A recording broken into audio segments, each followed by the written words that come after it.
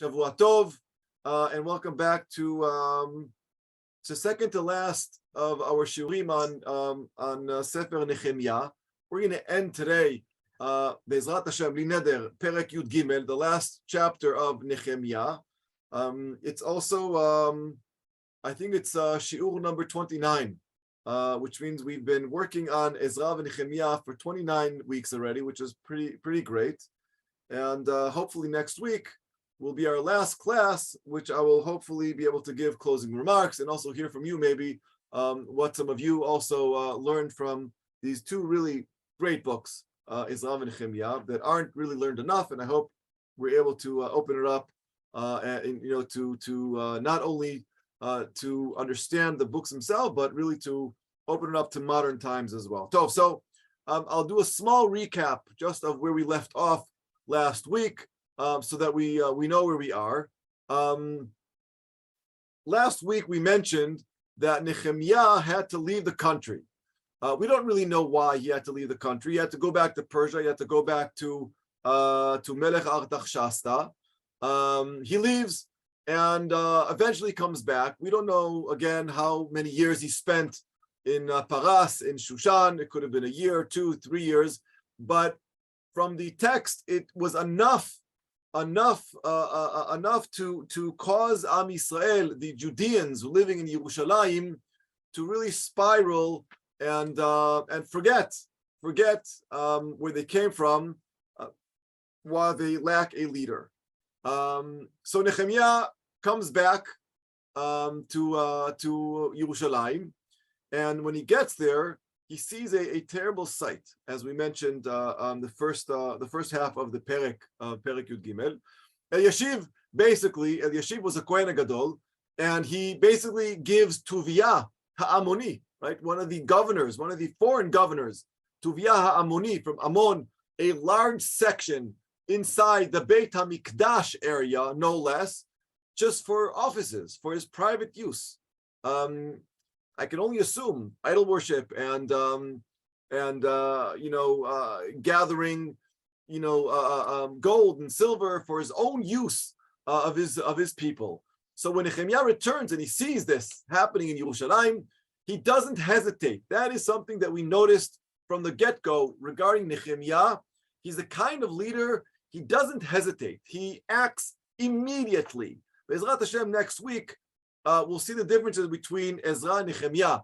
So Nechemia doesn't hesitate, and he throws Tuvia out, all of his belongings out of the offices. He cleans and purifies the area that was used in an impure way by Tuvia, and he restores the proper use and traditional function of the offices, which was really to stash all of the samim for the ktoret and the korbanot and all the kelim for Seder HaAvodah.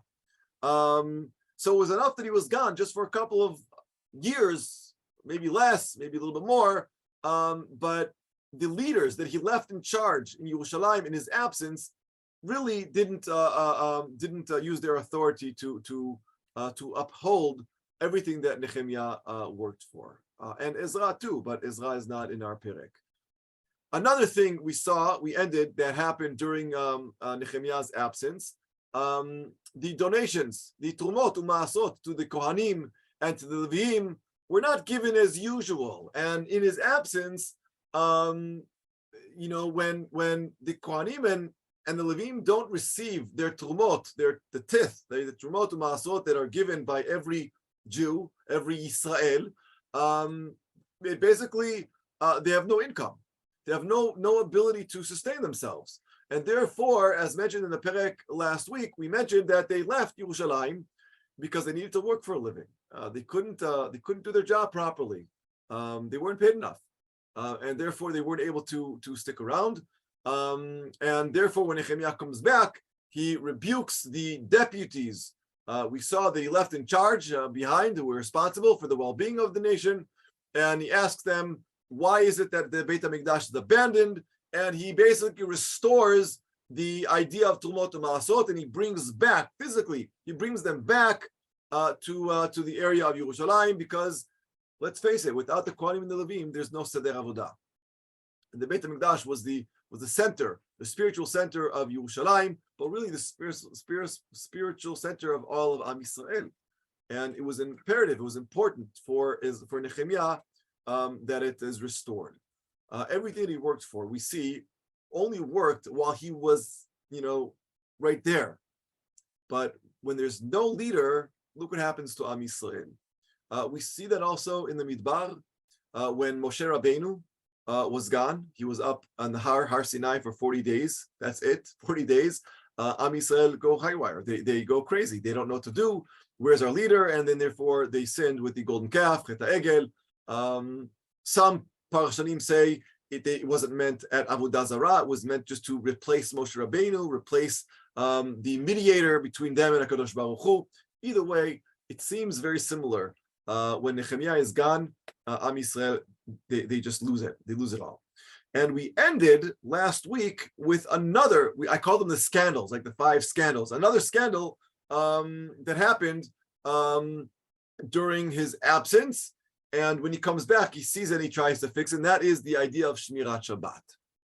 So we began to discuss towards the end of last week that the people in Yehuda, this is starting Perek Yud Gimel, Pasuk Tet Vav, during his absence, the Judeans, the people in Yehuda, they don't rest on Shabbat. It says Shabbat Menucha, they don't rest.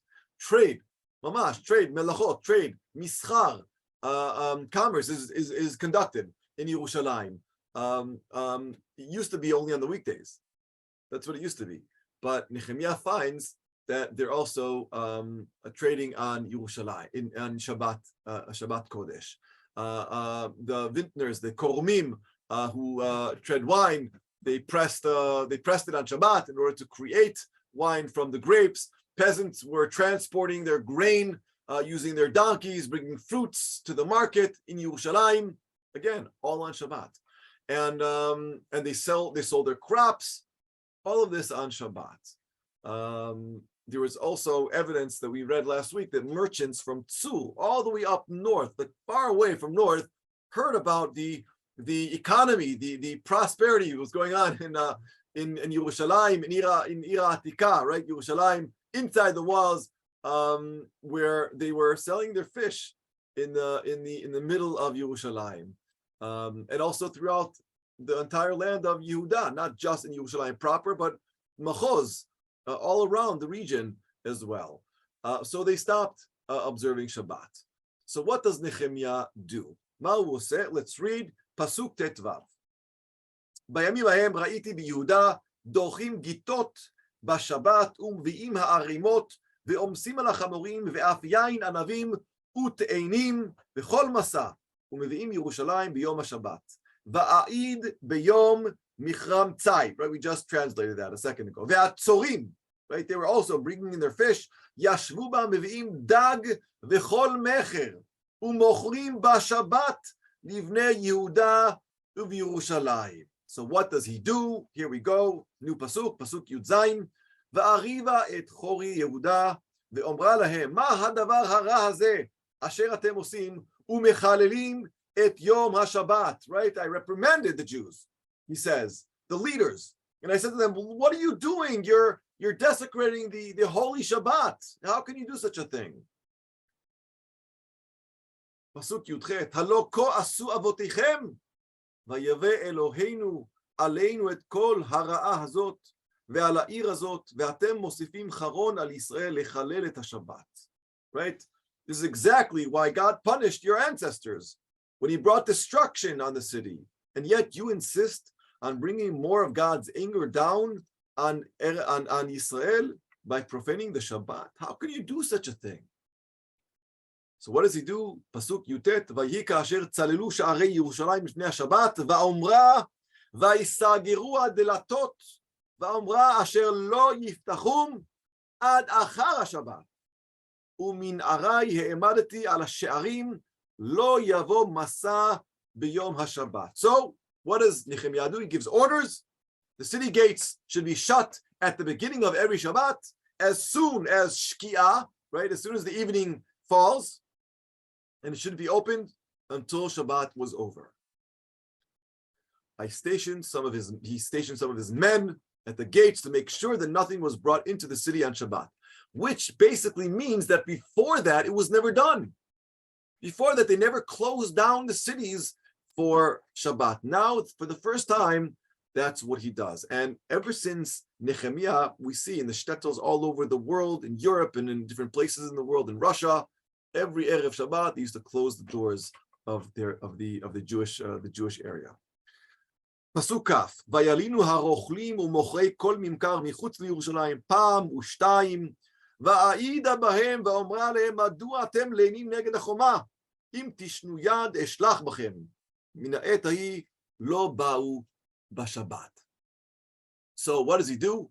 What does Nechemia do? He closes the gates of Jerusalem and he doesn't let the peddlers enter. I mentioned that there's a story of Rav Kook that I wanted to share. It's a very famous story. It's a story that comes from a book called The Life of Rav Kook. It's in Hebrew, it's translated in English. The translation is by a woman by the name of Masha Friedman.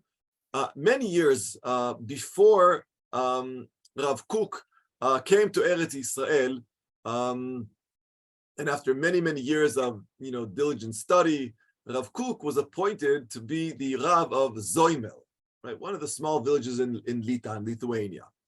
And in Zoimel, there lived a poor shoemaker, and he earned a meager living from his small shop that he had, right? And he worked very, very hard from Motzei Shabbat, right? From Motzei Shabbat until Friday afternoon, mamash. And then when Shabbat came, he used to close his store. But one Friday afternoon, it was almost time for Shabbat to begin, and he had nothing with which to celebrate the Shabbat. He had no money. He couldn't buy any food. He didn't make it that week, and he didn't know what to do. He didn't have chalot. He didn't have any fish. No wine for kiddush. Nothing. So he looked across the deserted street, and what did he see? The Jews had all finished their business a while ago. Their stores all closed down one by one, and their owners, the Yehudim, the Jews, they hurried home to complete their Shabbat preparations. And then he saw the Jews were dressed in their Shabbat, the fancy Shabbat clothing for Lichvot Shabbat, coming out of their houses, strolling leisurely to shul because they can't work anyway, so they were enjoying themselves. But the shoemaker, whoever was still standing at the entrance of his shop, it was for him, it's a work day, and they needed clothes, and he just let them in. And then all of a sudden, he saw himself working on Shabbat. He just didn't have, he didn't have a choice. He needed to make ends meet. And the passerbys were amazed. What a chutzpah! These Jews were walking to Bet Knesset. They see this Jew who's working on Shabbat. He didn't close up. He didn't close his shop, right? And how dare he leave his shop open on Shabbat? And they started screaming at him. Now the shul, Rav Kook was there, ready. It was Leil Shabbat, Friday night, and he was standing there ready to Kabbalat Shabbat, Kabbalat Shabbat. And all of a sudden, this commotion happened, right? They were coming in excited. They're telling Rav Kook, look what we've seen. We've seen this terrible Jew opened his store on Shabbat. It says you got to punish him. You gotta ban him. He can't do this. And we need to get rid of him. So Rav Kook tried to calm the people, and then he said, let's just finish our davening. Let's all daven it properly, and let's see what happens. When they finished Tfilat Arvit, Magen Avot, and everything, Magen Avah, Rav Kook said, to everybody, okay, come with me. We're all going to go to his store. And people will say, oh, finally, Rav Kook, as we say in Hebrew, yikanes bahem, right? He's going to yell at him, close your shop. How dare you do that? And he could just think what's going on. He's walking, and the entire congregation is walking after Rav Kook. Trying to see what he's going to do to this poor shoemaker. His biggest sin is that he's trying to make a living for his family. He has nothing to eat, and he finally gets to the shoemaker's the entrance of the store. Rav Kook, he didn't scold the man, he didn't berate him for his wrongdoings. No, he simply turned, and he said right before he entered, he said to the congregation, you must do as I do. Just follow my lead. Okay, they'll follow his lead. Rav Kook, follow. He goes in to the store with a huge smile on his face. He greeted this Jew on Shabbat and he said, Yehudi Yakar, Shabbat Shalom. Right? It must have been in Yiddish or Shabbat Shalom, my dear Jew. And all those who accompanied the Rav were amazed by the Rav's actions. But as they promised, they too had to follow in the Rav's footsteps. And they also said Shabbat Shalom with a smile because that's what they had to do. And the shoemaker slowly, after all of these Yids, all these Jews on Shabbat, coming back from davening with a beautiful smile, said to each one said to him, Shabbat Shalom, Shabbat Shalom. All of a sudden, the shoemaker becomes red and he becomes very ashamed. So he, when the last person said Shabbat Shalom, he didn't know what to do with himself. So he hurriedly locked his door and he ran to Rav Kook's home. And the Rav Kook greeted him pleasantly, and he said, "Please sit down. Don't be ashamed. Tell me, what has troubled you that caused you to stay open on Shabbat?" And this man cried bitterly. And of course, he told Rav Kook the story. I lead a hard and bitter life. Customers have not come into my shop lately, and I'm ashamed. I go home. I have nothing to feed my wife and children. I don't know what to do. Right? How can I face my children without bringing home any chalot, no candies, wine, or nothing for the Shabbat table? So I stayed. I was embarrassed. It's not even that I couldn't go home empty-handed. I don't know what to do. Maybe anyone would come into my store, just buy a pair of shoes and I'll have enough to come home and not be embarrassed. And then I could save my family also from starvation. So the Rav Kook listened to the bitter words of this shoemaker slowly. And, he starts thinking, and he says, don't be troubled by this. Don't worry. Hashem will grant you the money that you need. You'll be able to feel the same happiness and Onik Shabbat the way everybody does. And then the story ends basically where Motzei Shabbat Sunday he invites him over, and then and Rav Kook gathered money and he gave it to him secretly, and he gave it to him. I assume there's a couple of versions of this, but he gave him the money, and then from that day, this man never really opened up his shop on Shabbat ever again. And it seems that Nechemia used to be that way. Nechemia used to be the one, and Ezra as well, trying to explain to people how wonderful Shabbat is. But I think Nechemia gave up, and instead he just closes the doors and he just, kicks all the peddlers out. He says, you can't be here on Shabbat, because he sees, when it didn't work last time. I was gone for just a couple of years, and look what happened to Am Yisrael. So he's changing his tactics. Sometimes, you need to use the belt, and sometimes you can use your words.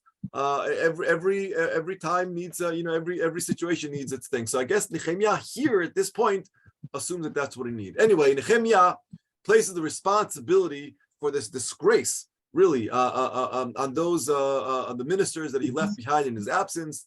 They could have exercised their authority and ensured that the laws of Shabbat were observed. He could have done that, but they didn't. They didn't do so. Were they scared to face the crowd? Right? Did they just not have enough courage to face all these people? Or did they simply not care? Right?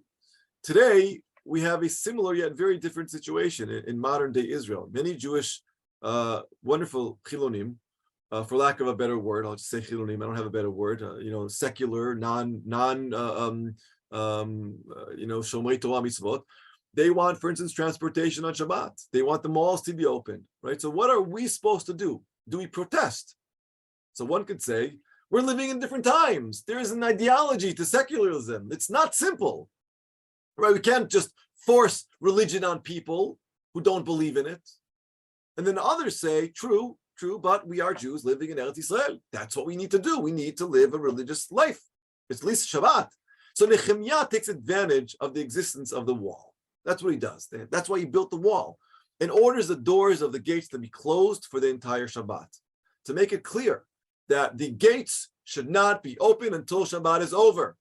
Nechemia places guards on the walls. So he basically sides with the opinion that there should be no public transportation on Shabbat, no malls should be opened, and he closes everything off. But he doesn't see any other option. He tried to let them live their lives in his absence, but it didn't work out. So it seems that Nechemia is not satisfied with this either. And he expels the merchants that were sleeping right outside the city gates, lurking. They were lurking, waiting just for a certain time to jump in and resume the trading. And he sees that he has to set limits.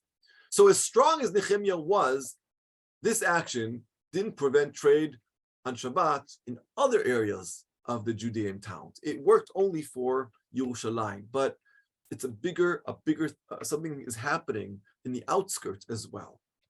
So that's the Noseh of Shabbat. And there's another issue that happened. Pasuk Kaf Gimel. Nechemia was appalled by the assimilation in Yehuda and its impact on the identity of the inhabitants. So let's read Pasuk Kaf Gimel. Gam bayamim hahem. Gam, because we had it in the days of Ezra as well. Gam bayamim hahem ra'iti et haYehudim hoshivu nashim ashdodiyot amoniyot uvneihem chatzi medaber ashdodit ve'inam makirim ledaber Yehudit ve'kilshon am va'am. Terrible. What does he see? That he discovers that many of the Jewish men had married women from Ashdod, Ammoni. This is in his absence, so it must have been a couple of years, right? Half of their children spoke the language of Ashdodit. Some of them didn't even know Yehudit. Some of them didn't know the basic Jewish language. It's a painful issue of intermarriage with the sons of and daughters of these alienated nations that they just keep popping up. It's like we can't get rid of this idea of assimilation. So what does he do? Pasuk Kafhei, va'ariv imam, va'kalelem, va'akemehem anashim, va'amartem, va'ashbi'em be'elohim, im titnu benoteichem livnehem, ve'im tis'u mi benoteichem livnechem velachem. Halo al eile chata Shlomo melech Yisrael, uva'goyim harabim, lo haya melech kamahu ve'ahuv le'elohav, va'itneu Elohim melech al kol Yisrael, gam oto hichtiu hanashim ba'Yisrael. So I told them, says Nechemia, it was foreign women that made HaMelech Shlomo sin. Here's the man, the greatest king we've ever had, the smartest, the most wise. God loved him, and he fell for these foreign women. Are we to follow in his example, disobeying God? No. Pasuk Kafchet, Kafzayin. ולכם הנשמע לעשות את כל הרעה הגדולה הזאת, למעול באלוהינו, right? Should we just let it go? להושיב נשים נוכריות? פסוק כ"ח. ומבני יהוידע בן אלישיב הכהן הגדול, חתן לסנבלת אחרוני, ואבריחהו מעלי. So Yehoyada, he was the son of Eliashiv, the Kohen Gadol. He married one of the daughters of Sanballat. So as an example, he banishes her away. He gets up and he banishes the entire mishpacha from the Beit HaMikdash area, showing example what you need to do. Zachra lahem Elohai al goalei hakihuna ubrit hakihuna ve'aleviim. Remember, he says, how the people defiled both the kihuna and the leviyah and the brit that was made between the Kohanim and the Levim and Am Yisrael and HaKadosh Baruch Hu. So what we see here is a terrible thing of assimilation again. And we have that as well today, right? Nechemia testified that it was already possible to see the damage associated with this violation of intermarriage. They violated not just the Kuna and the Leviyah, but this violation of intermarriage was basically violating many, many laws of Torah. So he noticed that it's not just assimilation. They're drifting away from everything that Ezra and Nechemia worked for. Also, very interesting to note that the Hebrew language was becoming more and more forgotten among these second and third generations. That's what it says. Safa Yehudit, ledaber Yehudit ulechashon am va'am. They were forgetting the regular Sfat HaKodesh. A mixture of foreign languages was becoming widespread in Yehuda.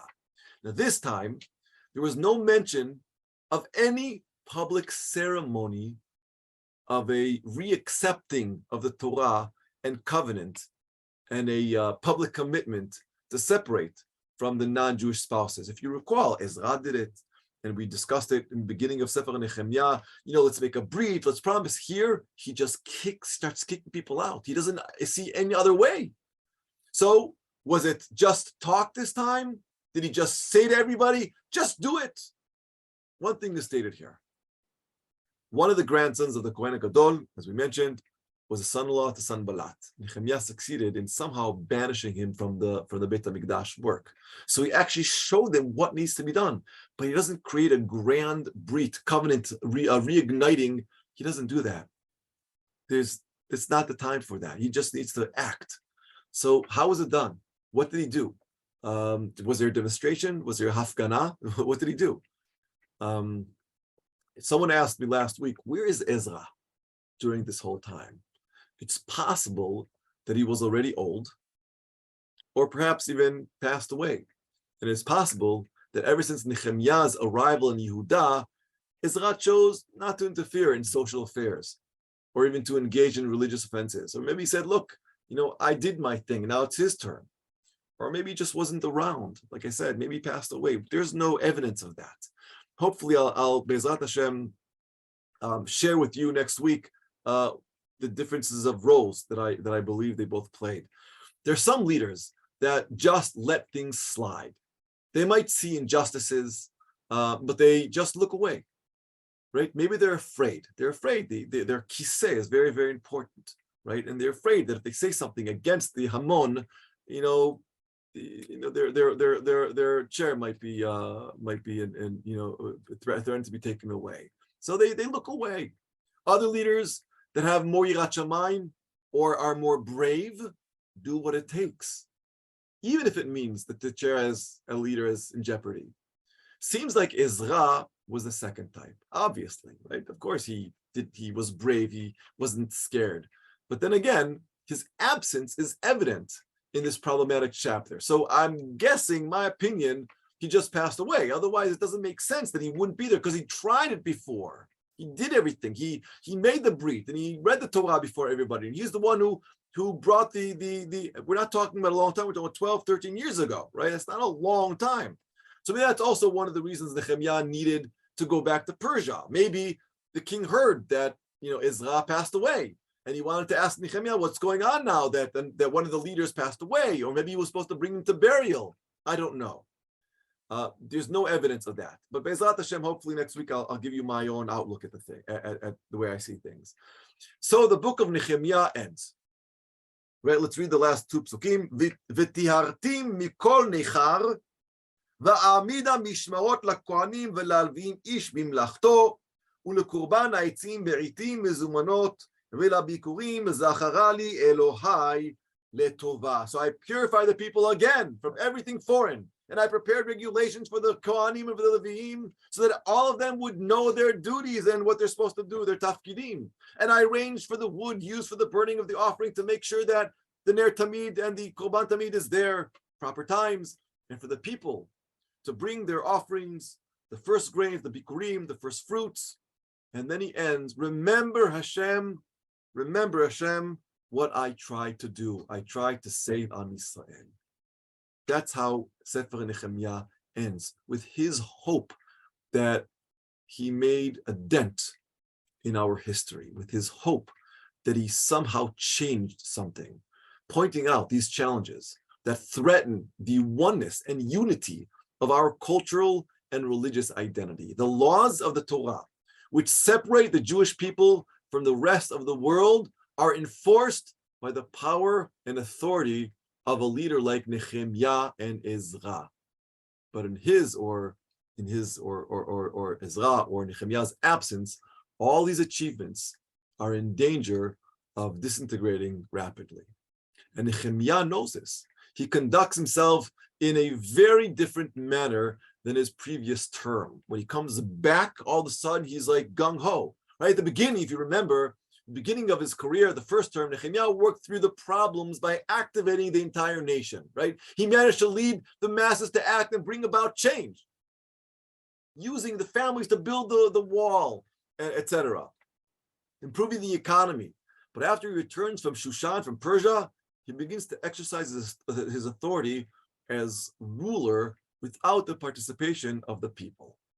So maybe he is doing this because he has given up on trying to change the powers that be, those linked families, El Yashiv, Sanballat, who kind of like took over. I mean, he had to deal with 4 issues that were all mentioned in the agreement signed by the people during the construction of the wall that we see here. They desecrated. The people agreed. But as soon as Nechemia leaves, everything falls apart. And again, he returns to point 0. And he realizes that his course of action has failed. And in light of this, he changes tactics. Nechemia even realizes that the problems all point to the elite, the strong and the wealthy amongst the people. So he tries to take action that will destroy their power. The removal of Tuviyah, the expulsion of the Kohen HaGadol El Yashiv and his son, which were a problem mainly among the elite. I mean, let's face it, that's where it was. In addition to all of this, it seems that Nechemia even removes the El Yashiv, and by doing that, possibly creating rifts amongst the Mishpachot Kehuna as well. We say that in Divrei Hayamim, right? When there's rifts between families. Nechemia is desperate to fix this. He sees himself as the link between those who came before him and the continuation of our great nation. His despair is evident. He does what he can. Is it enough? Did what he do, is it enough, everything that he did? Or maybe it's not enough. That's why he ends with, Zachra li Elohai letova. He doesn't know what the future tells. He just knows that without a great leader, a charismatic leader, a leader that has yirat shamayim, a leader that cares, without that kind of a leader, what is going to happen to Am Yisrael? Were Ezra and Nechemia enough to plant the seeds or not? That's where Sefer Nechemia ends. And it's up to us to fill in the gaps, to realize what great work, what they did, that basically is the reason why we live today as Shomrei Torah Mitzvot. So, Be'ezrat Hashem, I hope to deliver my last remarks next week on Sunday, as I hopefully will summarize a little bit of Ezra's term as a leader and Nechemiah's term as a leader and the differences between them to sharpen what we have today. Once we look at what they did, if we encapsulate what they did, seeing the bigger picture, it might help us understand who we are today and where we're going and what our obligations and responsibilities are for the next generations to come after us. That's what Nechemia cares about. He wants to make sure that the generation, not his generation, but the future generations survive as good, religious, God-fearing Jews. So Be'ezrat Hashem, I hope to see everyone next week. Shavua Tov to everyone.